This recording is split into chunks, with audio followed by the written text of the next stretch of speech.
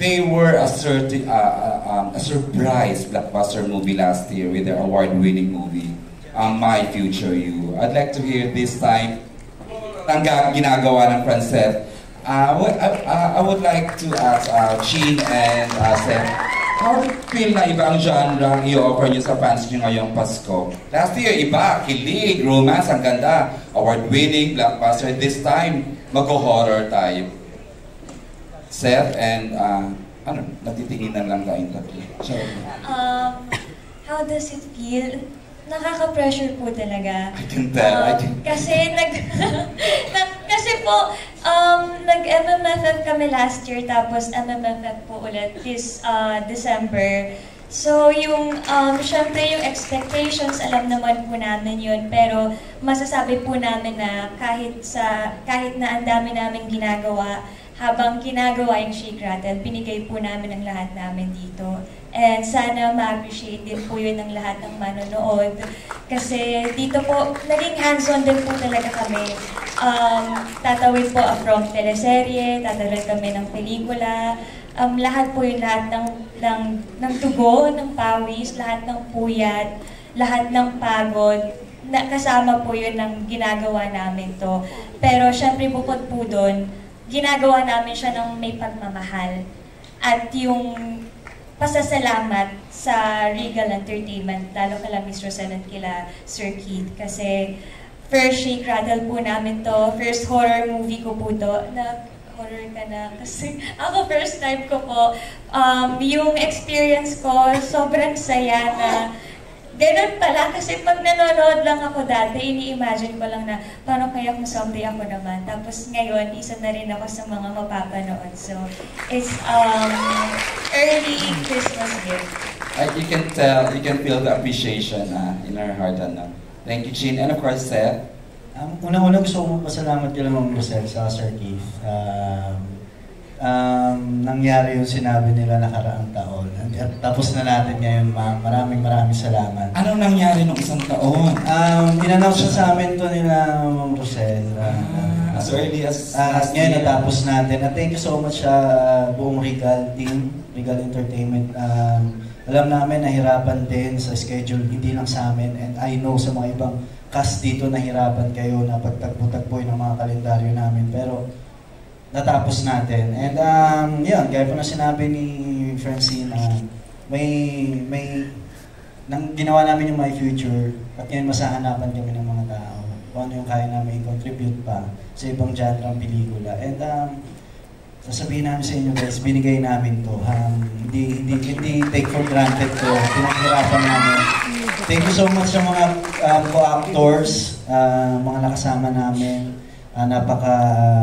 Napaka-matulungin, napaka-cooperative ng mga cast. And yun, excited po ako masilip yung 1 and 3 na episode po. And I'm sure maganda po. Yeah. Incidentally, kasama rin po sana sa cast, ng episode ni Chin tsaka ni Seth, ang JM Fiang, kaya lang di sila ma-release sa taping. They're also in a lock-in taping. And speaking of JM Fiang, wala lang, sabi ko lang. Kala nyo nga. Before I give the microphone to Miss Janice, I'd like to ask a question. Dustin, kaya pa? Kaya pa? This year siya. Back to back ang ginagawa ni Dustin. Dust! What can you offer here and what can you offer sa isang movie mo na later on, siguro sa Star Cinema natin pag-uusapan? Well, nakapagod ba? What has been the year 2025 sa'yo? Grabe, daming blessings na dumating talaga. Ako naman talaga ever since super into work talaga ako. So, I mean, again, sabi ko nga, blessing siya, so hindi ko siya tatanggihan. At the same time, it's a way for me to grow also in this industry. So, ako super grateful ako sa lahat ng nangyayari, sa lahat ng mga projects, kahit na hindi ako familiar. Talagang pag-aaralan ko siya. At may times na yun nga, nagsabay yung dalawa kong pelikula, There's MMFF. So, I'll be honest, medyo magkaiba talaga siya ng malayo. Rom-com, tapos So, I mean, may mga may mga times talaga na nalilito ako, pero again, nandiyan ako. Oo, kasi dumadating ako ng taping ng Love You So Bad na galit na galit pa rin ako. Asan ba ako talaga? Nalilito ako, oo. So, sabi niya, puputi na lang nandiyan yung mga directors natin, mga producers. Ginaguide ka sa continuation ng characterization. Yes, kasi back-to-back palagi yung tapings ko. So, yeah. Chard, alam mo ba nung pocket press con niya, he was asked about you, Chard. Ang dami daw niyang discoveries sa'yo nang nagkakatrabaho kayo. He looks up I to hope you. it's good discoveries. Yeah, di ba nga? Gusto mo ulitin niya? Try natin. How do you feel na, na parang yung generation ngayon look up to you? As they're not naman kuya, but as a parang mini-mentor mo na rin sila pag nakatrabaho mo sila. Dustin has good words about you. Go ahead, Chard. Ang totoo niyan, halos magkakabatch lang kami. Wow, talaga ba? I look up to them as well. Wow. It's good because also when I was also given the opportunity to start out making movies, making TV shows, I also had my mentors. I also had my kuyas na nag-guide din sa akin. And it's funny na ngayon ako naman yung nagbibigay ng advice or ako naman yung tinatanong nila about anything. But it's cool to be working with these young actors. They give such good energy on the set, and working with Dustin also and Matt and everyone on the set.